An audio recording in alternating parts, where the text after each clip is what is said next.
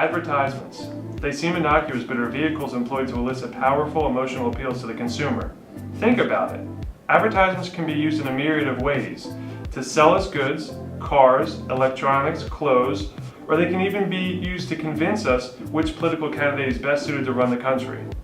Or maybe even propaganda or a public service announcement to promote healthy living and thereby a strong and healthy populace. The U.S. alone spends over $500 billion a year attempting to appeal to us.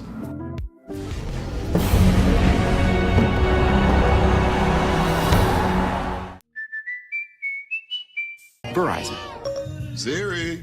She'll devour you. Really? Advertisements come in many forms through many different mediums. For instance, television, commercials, print advertisements, radio spots, internet ad banners, and cookies which track your surfing and thereby target specific products to you, and even those revile pop-up ads on your computers. As early as 3000 BC, Babylonian merchants hired barkers to shout goods and prices, and like many other things they pioneered, the Romans wrote ads on the city walls for goods and entertainment. In the 15th century, ads became abundant across Europe.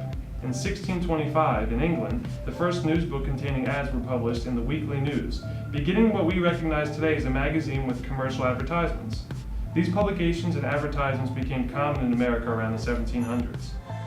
In 1869, Francis Wayland Ayer started the first modern full-service ad agency by creating and producing ads with his staff of artists and then placing them in the most appropriate medium for the individual product. Also, Ayer provided clients with ad campaign planning, actually mapping out where and to whom they were advertising to. Ayer's ad agency is subsequently the oldest ad agency in America. The early 20th century brought about many firsts in advertising. The first celebrity endorsement,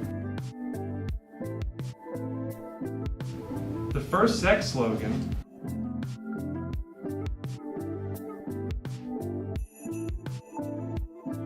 and the founding of the American Association of Advertising.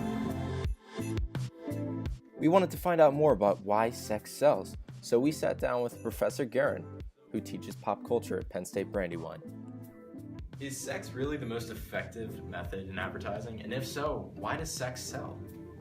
I don't know if sex is the most effective method in advertising. I do think it's an easy thing to base advertising on because it's a universal. In the same way that cute kids are an easy thing to base advertising on because, again, it's universal. Everybody likes cute babies or cats or whatever it might be.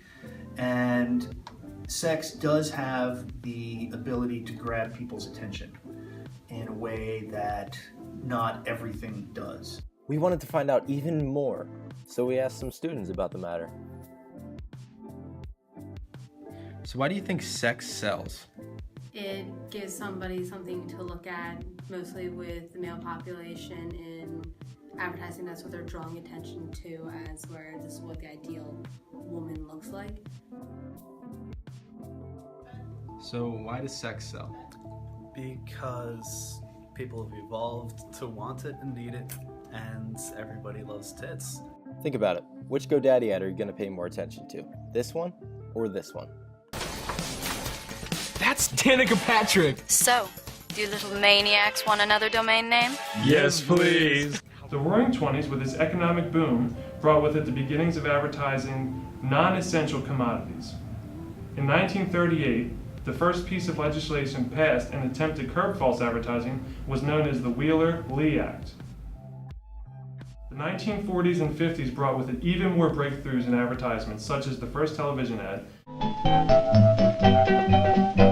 Well, hi there, Mr. Clean. Mighty glad to know you. And the first political ad using giveaways, contests, and psychology to target consumers. The 1960s ushered in what is known as the modern age of advertising.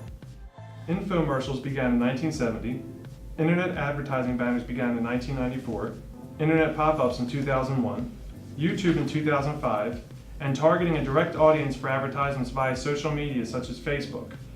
In 2010, virtual ads overtook traditional print ads, and in 2011, they take precedence for advertising agencies over print ads. Sales and advertising are interdependent. Think about it. You can't sell a product no one is aware even exists. You have to create basic awareness of any product you want to the public to be interested in.